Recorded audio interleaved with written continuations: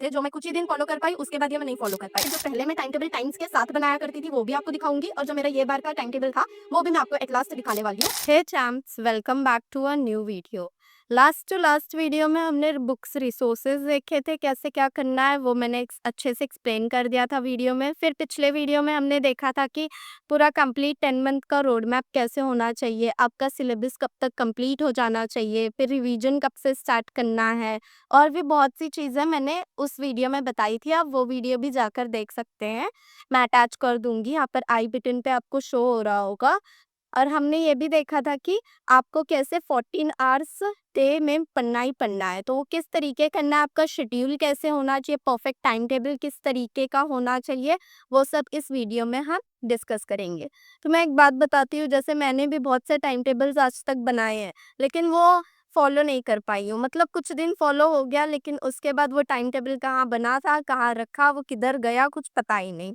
तो ऐसे बहुत लोगों के साथ भी होता है, लेकिन जो मैंने लास्ट ईयर मैंने बनाया जो टाइम टेबल, वो मेरा इफ़ेक्टिव रहा। वो किस तरीके रहा, मैंने वो कैसे बनाया था जो मैं उसे फ़ॉलो कर पाई, और पहले कैसे बनाया करती थी जिस वज़ह से मैं फ़ॉलो नहीं कर पाई थी टाइम टेबल।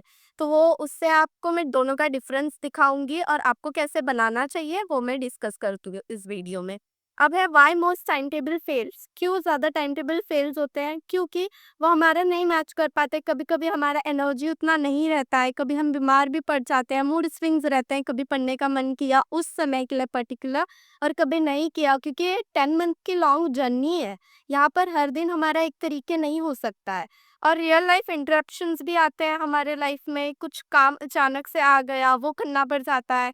तो ये सब के लिए हमें क्या करना है, मतलब हमारा परफेक्ट टाइम टेबल फॉलो नहीं हो पाता है। जैसे अगर हम टाइम बाउंड टाइम टेबल बनाते हैं, टाइम बाउंड का मतलब कि जैसे हमने एक टाइम ले लीजिए, जैसे 3 से 4 बजे तक, इतने बजे हमें फिजिक्स के क्वेश्चंस लगाने हैं, और वो समय हमें बाहर जाना पड़ गया, या अचानक से कुछ काम आ गया, या कोई भी ऐसी सिचुएशन आ गई जिस वजह से हम उस समय नहीं पढ़ पाए, तो वो फिजिक्स के क्वेश्चंस हमारे रह गए, तो हमारा दिन भर रिग्रेट में रहेगा फिर कि हमने ये नहीं कर पाए, ये वो। तो क्या करना है, हमें फ्लेक्सिबल टाइम टेबल बनाना है जहाँ पे टाइम बाउंडेशन कुछ भी नहीं होगा। तो मैं आपको अपना पहले वाले, जो पहले मैं टाइम टेबल टाइम्स के साथ बनाया करती थी वो भी आपको दिखाऊंगी, और जो मेरा ये बार का टाइम टेबल था वो भी मैं आपको एट लास्ट दिखाने वाली हूँ। रफली है वो एकदम, तो आप देख सकते हैं। चलिए वीडियो में आगे बढ़ते हैं। अब फिक्स्ड आवर रूटीन से क्या होता है, इसके वजह से ये फिक्स्ड आवर टाइम टेबल भी वर्क करता है कईयों के लिए, लेकिन बहुत लोगों के लिए वो वर्क नहीं करता है, इंक्लूडिंग मी टू। तो उसके वजह से गिल्ट आता है, स्ट्रेस होते हैं, बर्नआउट्स होते हैं। तो ये कैसे होता है, तो सबसे पहले हमें क्या करना है, सबसे पहला हमारा यही रूल है कि हमारा वेकिंग अप और स्लीपिंग टाइम, ये दोनों टाइम फिक्स्ड होना चाहिए। और कोई टाइम फिक्स हो ना हो, लेकिन ये टाइम ज़रूर फिक्स रखिए। जैसे मेरे केस में मेरा सुबह उठना 6 बजे रहता था, और रात को मैं 11 साढ़े 11 के अप्रॉक्स सो जाती थी। तो वेकिंग अप और स्लीपिंग टाइम अपना ये रहना चाहिए, और हमारा ये टाइम टेबल से ज़्यादा ये गोल होना चाहिए कि हमारे टारगेट कंप्लीशन, जो अपने टू डू लिस्ट होते हैं, ये दिन भर में हमें क्या करना है, वो हमारा मेन गोल होना चाहिए। तो जैसे मैं आपको इधर दिखा रही हूँ कि आपको ऐसे टारगेट्स बना लेने हैं कि आज फिजिक्स लेक्चर करना था, फिर नोट्स रिवाइज करना है, क्वेश्चन सॉल्विंग करनी है, इसी तरह बायो का होगा, इसी तरह केमिस्ट्री का होगा। तो ऐसे आपको चेकलिस्ट बना के रखनी है, टू डू लिस्ट। तो इससे ज़्यादा टाइम टेबल बनाने से ज़्यादा यही इंपॉर्टेंट है कि आपके टारगेट कंप्लीट करना है आपको दिन भर में, तो आपका मेन गोल यही रहना चाहिए। अब नेक्स्ट है, सेकंड पॉइंट है कि टाइम टेबल विदाउट डेडलाइन बनाना है, उसमें डेडलाइन नहीं रखना है। अभी डेडलाइन रखने पर क्या होता है वो मैं आपको दिखाती हूँ। जैसे कि ये मेरा पहले के टाइम टेबल्स हुआ करते थे जो मैं कुछ ही दिन फॉलो कर पाई, उसके बाद ये मैं नहीं फॉलो कर पाई थी। तो जैसे मैं दिखा रही हूँ कि 6:30 जैसे मैंने उठी, फिर 8 AM तक मैं इनऑर्गेनिक केम की ये की, फिर 8:30 से 10 तक लेक्चर की, फिर ये और भी जो टाइम्स है, तो जैसे हम एक टाइम लेते हैं। अब जैसे 6:30 से 9:30 तक मैं मुझे फिजिक्स क्वेश्चन प्रैक्टिस करना है, तो ये टाइम मैं नहीं अवेलेबल रह पाई, या उस दिन और कुछ काम आ गए, या कुछ भी ऐसा हो गया, मैं वो चीज़ नहीं कर पाई, और वो पर्टिकुलर थिंग हम पर्टिकुलर टाइम पर नहीं जब कर पाते हैं, तो हमारा दिन भर ऐसे ही फिर डिसअपॉइंटमेंट में गुजरता है कि ये हमारा नहीं हो पाया, ये नहीं रह गया। अब इसी तरह बैकलॉग होने स्टार्ट हो जाते हैं। तो और एट लास्ट हम रॉबोट्स भी नहीं है, कुछ ना कुछ अर्जेंट सेकेंडरी थिंग्स आएगी, और इसके वजह से हमारा टाइम बाउंड टाइम टेबल खराब हो जाएगा बिल्कुल। तो इसलिए हमें टाइम्स नहीं रखने, ऐसे नहीं कि 6:30 से 8 मुझे यही करना है, उसके अलावा मैं और वो चीज़ दिन भर नहीं कर सकता हूँ। आपको टाइम टेबल इस तरीके बनाना है कि वो फ्लेक्सिबल रहे। आपको केवल इतना रखना है, मैं लास्ट में दिखाने वाली हूँ कि ये 3 घंटे मुझे आज फिज़िक्स लेक्चर्स को देने हैं, नोट्स उसमें भी इंक्लूड, फिर 1 डेढ़ घंटा क्वेश्चंस, तो मैं क्वेश्चन जब चाहूँ तब कर सकूँ दिन भर में। जो मैंने लिस्ट बनाया है, टू डू लिस्ट, उसमें मेरे टिक भी लगना ज़रूरी है, तभी ये हमारा मेन गोल यही है, टारगेट कंप्लीशन। और ये इसी तरह फिर टिक लगाते जाना है हमारा, जो कंप्लीट होता जाए। तो इसलिए आपको अपना टू डू लिस्ट अपडेटेड रखना है कि जितना आज मैंने सुबह सोचा है कि इतना दिन भर में पढ़ना है, वो मुझे पढ़ना है। ज़रूरी नहीं कि वो इतने टाइम से इतने टाइम तक ही हो। अब नेक्स्ट पॉइंट है, don't chase perfection, chase progress. अब ये नहीं कि पहले ही दिन आप बैठ गए 14 प्लस आवर्स की स्टडीज लेकर और फिर नहीं हो पाया, तो वो अलग से डिसअपॉइंटमेंट रहेगा, फिर टाइम टेबल फॉलो करने का मन भी नहीं करता है। तो आपको ऐसा करना है, जैसे फर्स्ट डे आप 8 घंटे ही पढ़ते हैं, तो नेक्स्ट डे उससे 9 घंटे करिए, उसके नेक्स्ट डे 10 घंटे करिए। ग्रेजुअली आपको धीरे धीरे अपनी सिटिंग आवर्स बढ़ानी है। और जैसे आपने फर्स्ट डे केवल लेक्चर्स देखे, तो नेक्स्ट डे ये ट्राई करिए कि लेक्चर्स के साथ साथ मैं उसके क्वेश्चंस थोड़े सॉल्व कर लूँ। फिर नेक्स्ट डे और ये ट्राई करिए कि लेक्चर्स भी देख लिए, क्वेश्चंस भी कर लिए, अब आधा 1 घंटा अलग से निकाल के मैं उस चीज़ को रिवाइज़ कर लूँ। तो इस तरीके ग्रेजुअली आपको धीरे-धीरे प्रोग्रेस करना है। परफेक्शन एक साथ नहीं आएगा, फिर धीरे-धीरे प्रोग्रेस करने के बाद एक टाइम ऐसा आएगा जहाँ पर आप बिल्कुल परफेक्ट हो जाएँगे। क्योंकि ये लॉन्ग जर्नी है, 10 मंथ्स पूरा आपको ऐसे ही सब करना है। तो इसलिए पहले धीरे-धीरे आप स्टार्ट करिए, उसके बाद तो एंड तक आप इस चीज़ में प्रो हो जाएँगे।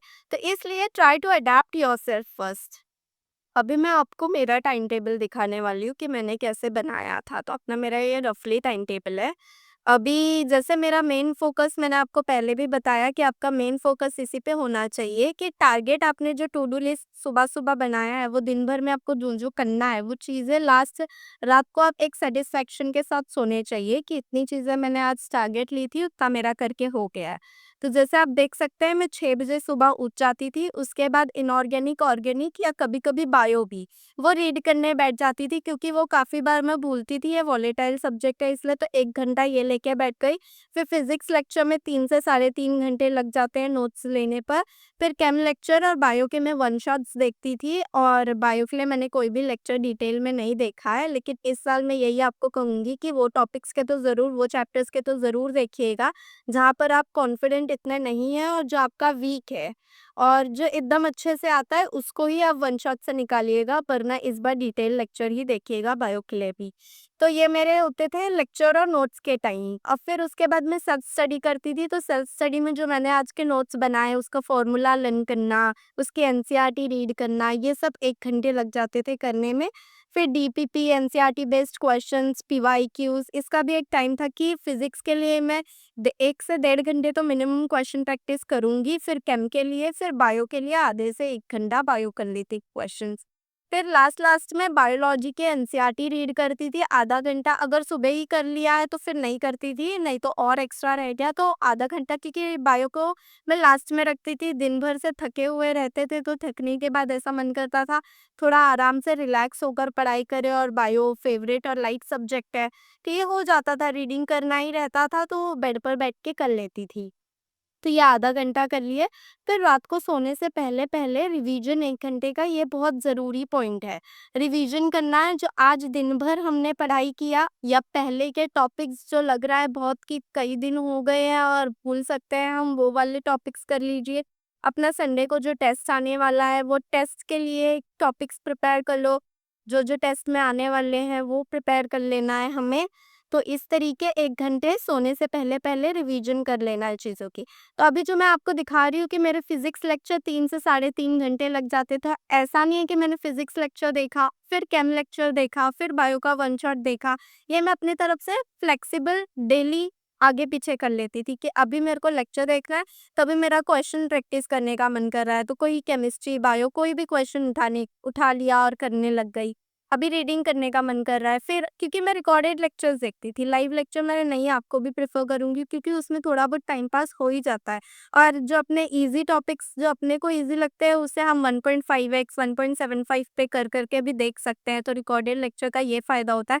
इसलिए मैंने कभी भी लाइव लेक्चर नहीं देखा, मैं रिकॉर्डेड ही देखती थी। इसलिए मैं अपने आप से अपने तरीके से उसे फ्लेक्सिबिलिटी मिला लेती थी और टाइम सेट कर लेती थी। तो जैसे फिज़िक्स लेक्चर कर लिया, फिर क्वेश्चंस कर लिए, फिर थोड़े दोपहर तक 1-2 घंटे बाद तक केम का कर लिया। फिर इसी तरीके मैं अपने हिसाब से कर लेती थी उसे मैनेज। और बीच-बीच में ब्रेक्स लेना भी बहुत इम्पोर्टेंट है, तो ब्रेक्स भी आप लीजिए। जो नहीं इतना सिटिंग लगा सकता है, वो पोमोडोरो टेक्निक यूज़ कर सकता है। उसमें 25 मिनट्स पढ़ लिया, फिर 5 मिनट्स का ब्रेक ले लिया, फिर 25 मिनट्स पढ़ लिया। फिर इसी तरीके आपका ऐसा टाइम टेबल फ्लेक्सिबल होना चाहिए। इसमें टाइम नहीं होना चाहिए कि 3 से 4 बजे तक मुझे यही करना है, नहीं हुआ तो फिर वो दिन भर रिग्रेट में जाएगा, तो ऐसा नहीं बनाना है। ये टाइम टेबल बनाने से मुझे तो अपने लास्ट जॉब में बहुत हेल्पफुल रहा, मैं फॉलो भी कर पाई, वरना पहले के टाइम टेबल्स नहीं कर पाती थी मैं। Thank you, like, share, subscribe करिएगा और let's make this job year your bounce back year. और मैं जो बोल रही थी सीरीज़ लाने वाली हूँ एनसीईआरटी टू नीट सीरीज़ जहाँ पर मैं आपको पढ़ाने वाली हूँ, उसके लिए मुझे पेन टैबलेट या फिर कोई टैब ये सब अरेंज करने में थोड़ा टाइम लग रहा है। वो आ जाएगा तभी मैं पढ़ा पाऊँगी, इसलिए थोड़ा-सा डिले हो रहा है, आप थोड़ा-सा मैनेज करिएगा।